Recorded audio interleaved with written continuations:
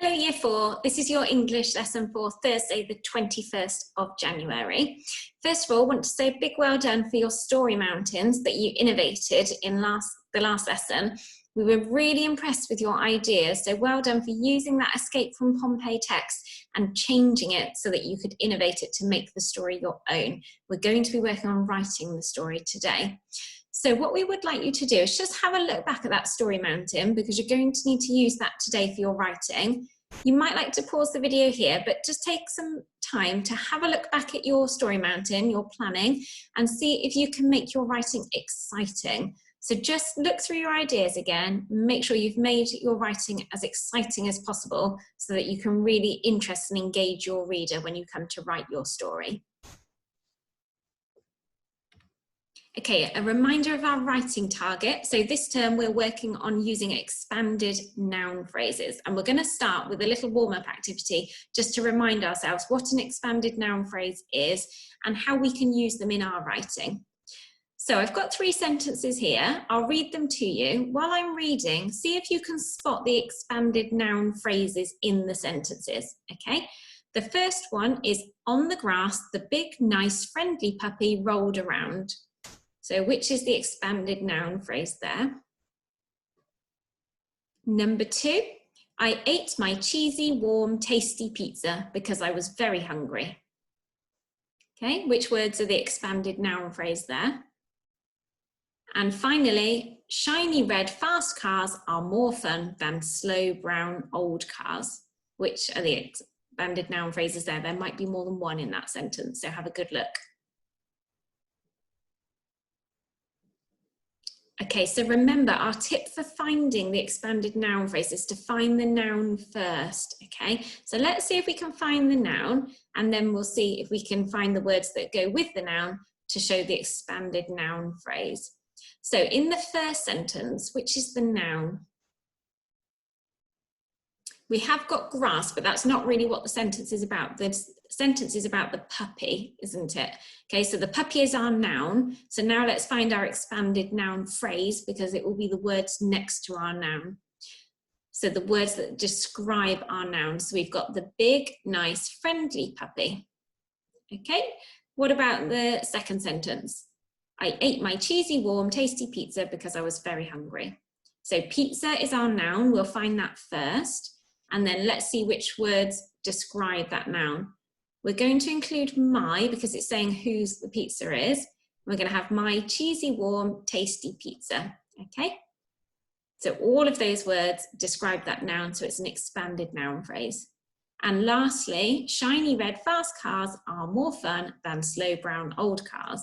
So we've got cars as the noun twice, and we've got words used to describe the nouns, okay? So we're going to highlight those because there are 2 expanded noun phrases in that sentence. Okay, so hopefully that's given you a reminder of what an expanded noun phrase is. But do you think the expanded noun phrases that I've written are the best that I could have written? So have a look at the words I've used, particularly the adjectives that I've used. Are they the best that I could use, or could I improve them?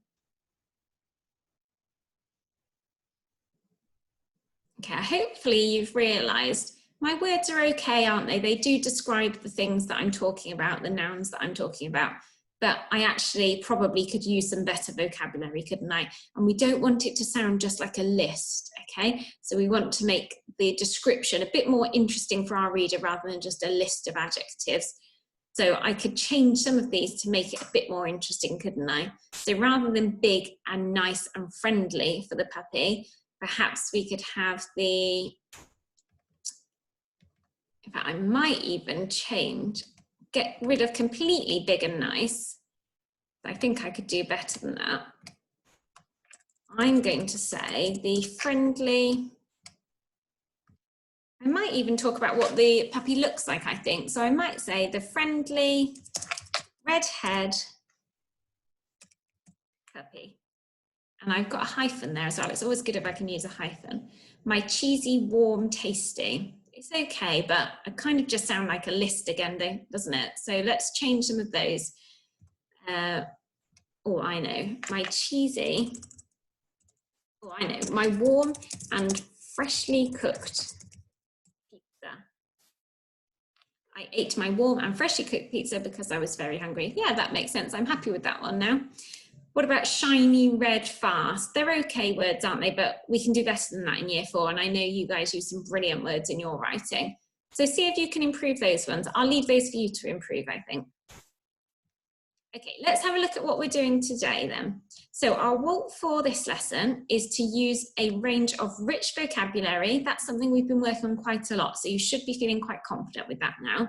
So we're going to use a range of rich vocabulary, including those expanded noun phrases, to write our innovative story. Now don't worry, you're not writing the entire story today. We're just going to focus on the introduction of our story. Okay, we want to really focus on the quality of our writing. So don't rush ahead, just focus on the beginning of your story today and focus on making it the best it can be.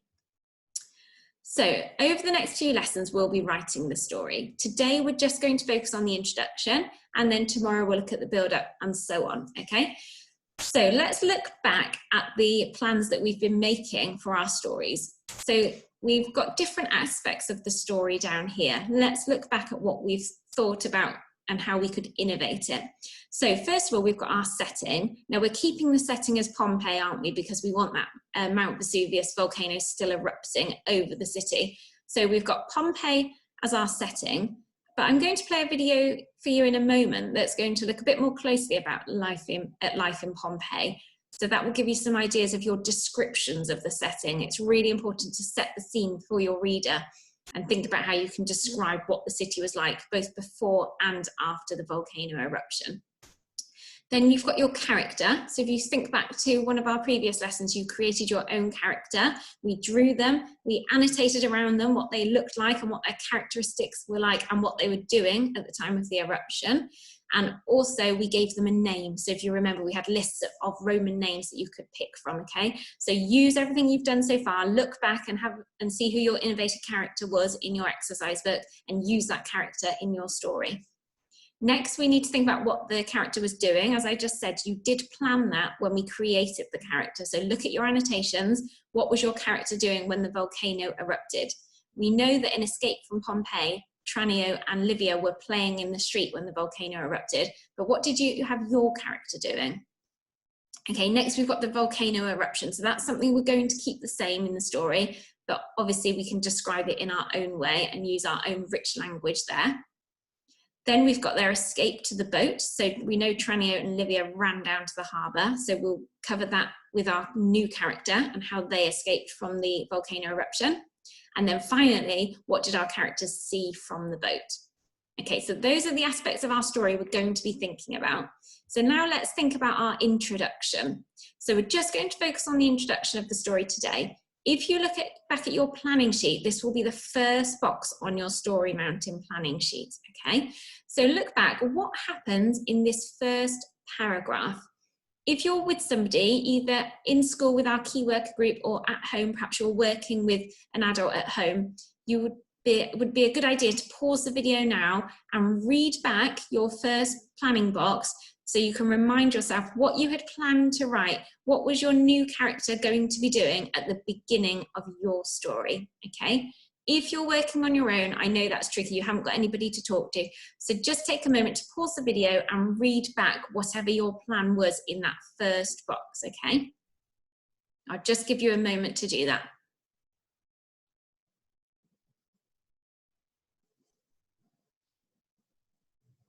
Okay, I hope you've had a chance to look back at what you had planned for your introduction. You need to use that today, okay? The whole point of doing a plan is we use that to help us with our writing. So don't worry about thinking up new ideas today. Use the ideas you already planned. Obviously though, when you read it back, if there's something you want to improve or add, then please do that as you write your introduction today, okay? Always look for things you can improve as you're writing. So we're going to watch a video now. The video is going to show you what life was like in Pompeii before the eruption and after the eruption. Really, we want to focus on life before the eruption today, don't we? Because we're writing our introduction, but it will be useful for you to see how the city changed after the eruption. So as you're watching, you might like to jot down any words that come to mind that you might use to describe what the city was like, and just soak up the sort of atmosphere in the video. You'll see what life was like at that time in Pompeii and then you can see what a dramatic event that volcano eruption really was. Okay, I'll share the video with you now. Don't forget, you can jot down any ideas you've got as I'm playing the video.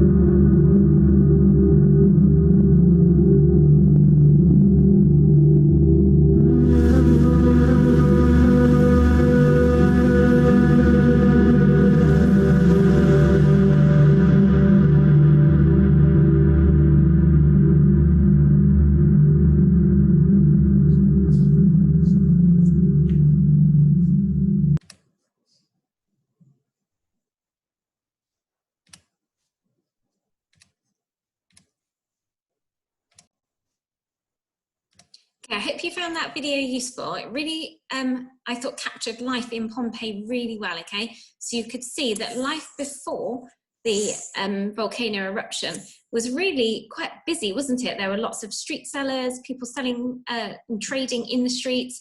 There were also the baths that you saw there. So people used to go to baths for leisure facilities, okay, and to relax and socialize.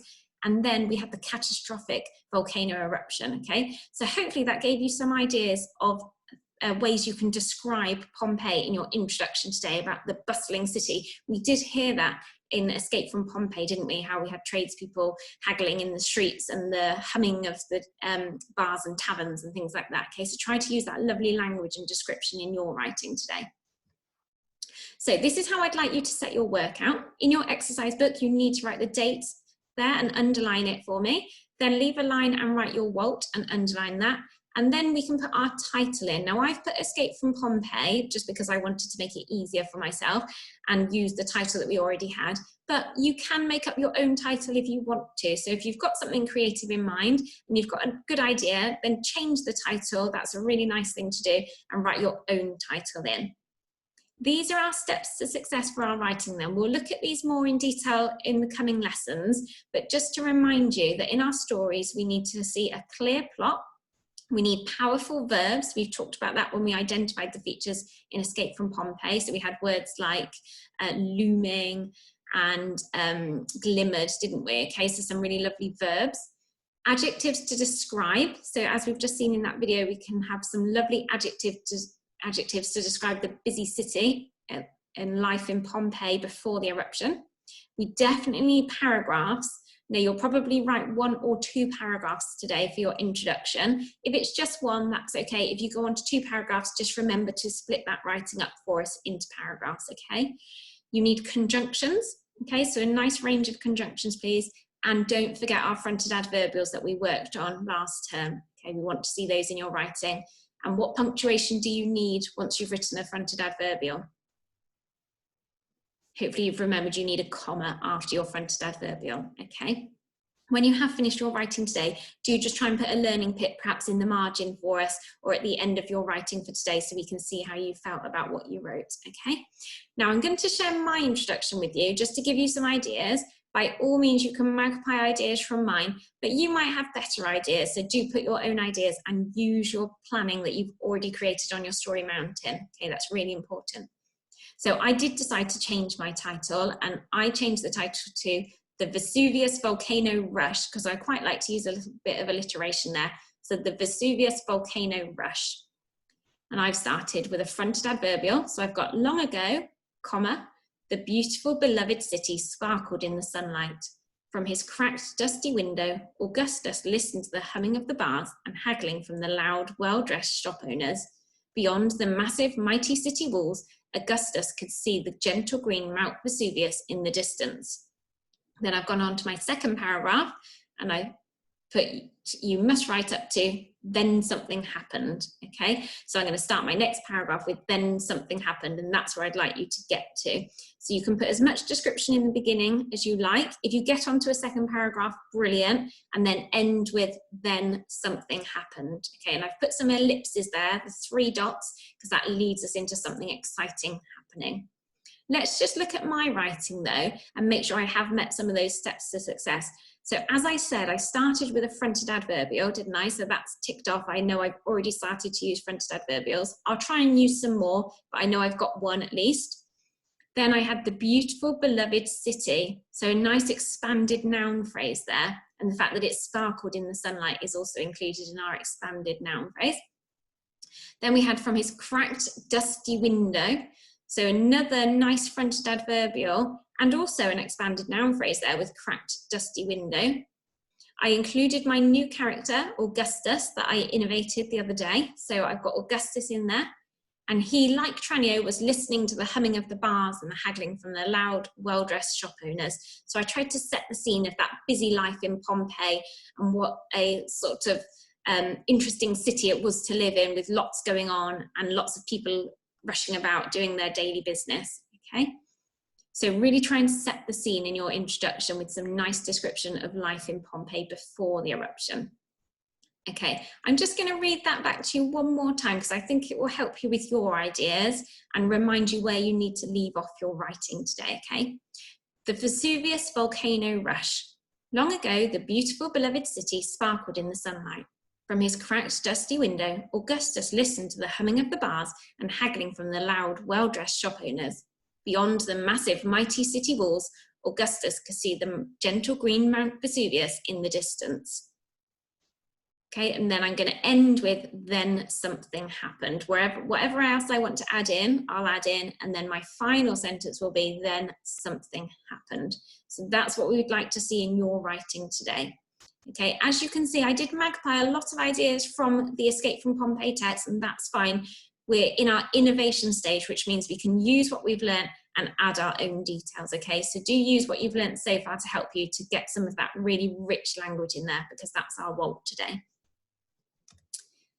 So when you finish then, just check back, have a look again at those steps to success and see if you've managed to include all of those in your writing. Okay, or at least most of them. We will continue with the writing, so if you don't get all of them in today, then you'll know what you need to work on next time, okay? Right, I think I'll leave it on this page for you because that will give you a good start with your writing, but don't forget you also need your data malt there, okay, so you've got that page as well. So you can pause the video and skip back between those 2 slides if you need to help you with your writing today. Good luck, and we look forward to seeing the beginning of your stories later. Well done, Year 4.